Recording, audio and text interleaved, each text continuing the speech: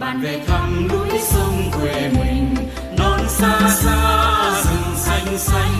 câu hát vọng về nghe tha thiết yêu thương, tiếng khen gọi bạn ôi sao xuyến vân vương.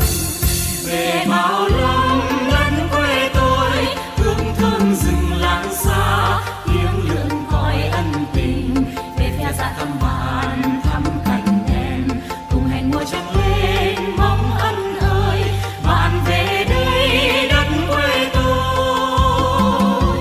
Những xóm làng thân quen bao nương đồi lúa vàng, mời bạn về đây thăm quê hương tóc nêu của tôi, bạn về đây thăm quê hương tóc nêu đẹp tươi.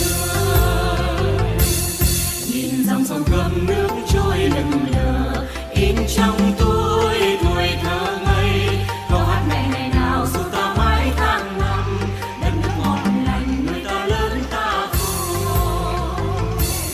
Ngày chợ phiên